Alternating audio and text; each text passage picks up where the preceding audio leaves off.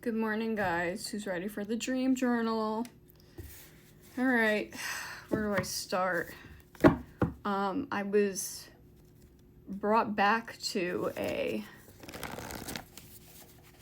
memory of a trip I took to Vegas and in real life. And the person I was with was supposedly my friend. And in the dream that I was having now.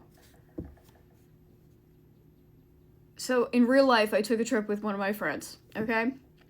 And then I was having a memory of it, but in my dream, my friend was somebody different. It was just like she was representing this person, I guess. And in real life, this person had, she stopped smoking weed because her boyfriend was straight edge at the time. And, she basically allowed me to go pick up weed from a stranger in Vegas. She refused to go to the lobby with me to go pick up an eighth from some rando. And, looking back on that, it's like, oh, you're gonna let your friend go alone in the middle of a resort of like the sex trafficking capital of America. That actually happened to me. And it took me a while to realize how much of a pick-me this person is. The fact that you're willing to sacrifice me, my safety, our friendship, because your boyfriend, who's nowhere near us and would never know that you went, she like was upset. First of all, that's a fucking abusive relationship, full stop. If you are scared that your boyfriend's gonna find out that you were near weed, is insane, okay? And not only that, but he was probably cheating on her while we were on vacation together. And this is going back to the pick me message from yesterday. The pick me's, choose me's that will do anything for their man or to keep a man or are too paranoid about their man. Yes. So they'll put other people in danger, or they'll willfully submit to them even when they have no bearing on what's happening in that very moment. And that was actually a major red flag that was overlooked, obviously, by me. And I ended up staying in that friendship until, I don't know, a couple months ago. I finally was like, okay, I gotta go. There was too much evidence that, and people don't even realize that they're operating on envy and jealousy. Like, what would she have done if I actually got abducted? You know what I mean? Like, oh, you would have cried for a little while, and then there would have been a minor search party, and then you would have gone on living your life totally fine? Probably. I don't think there would be really any guilt that would be sitting in their psyche. We have yes. All that to say, these are the kind of people that want to hold on to you, hold on to your energy, in order to turn on you whenever you need their assistance. I mean, what? It would have taken her 5 minutes to come down with me and to protect me, to make sure I was okay. And obviously, I'm very protected, so that's why nothing happened anyways, but besides the point. And then later on, she would sit next to me while I was smoking. So it's like, oh, I should also mention that she's now a massive stoner with her new partner.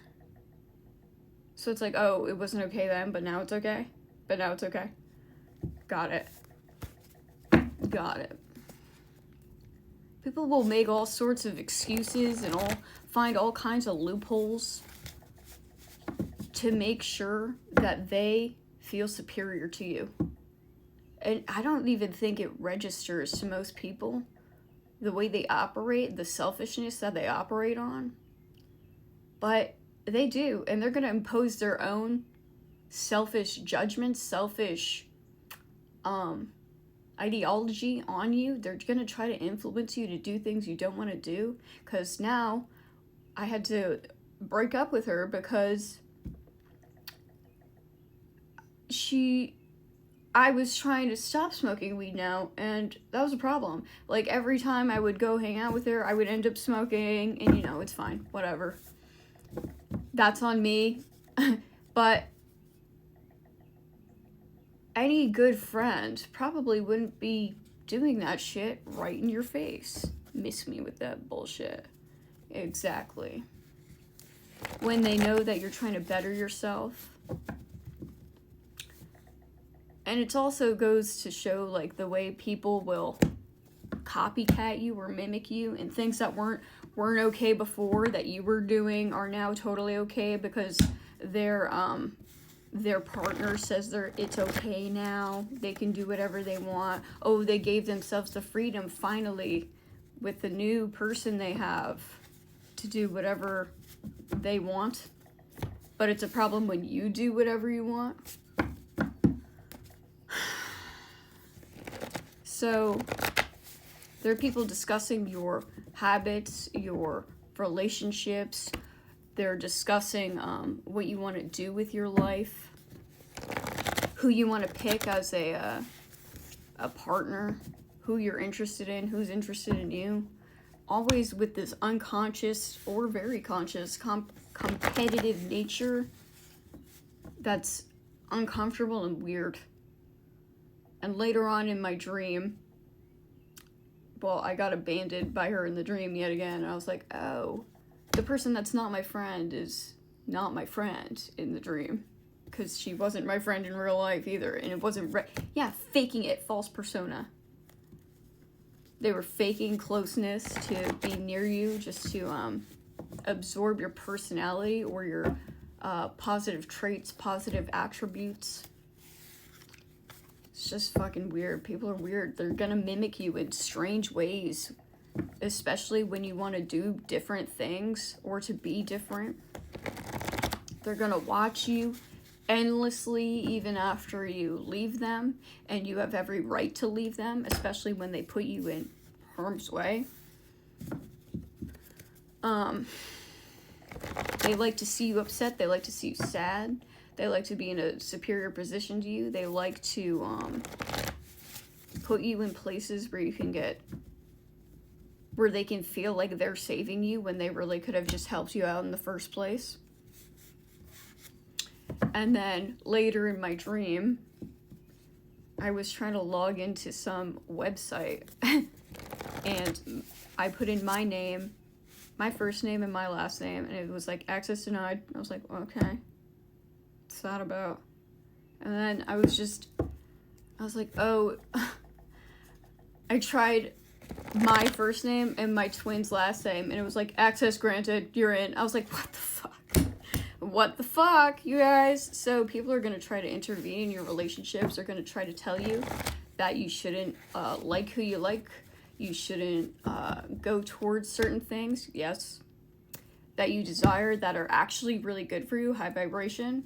They're going to try to convince you that everything's a bad idea, whatever you want is a bad idea, and that you shouldn't desire the things you want. Yes. Because they want them. They want to walk in your shoes, and they don't have the opportunity to do that. They're going to try to dictate how you feel about other people, how you see other people.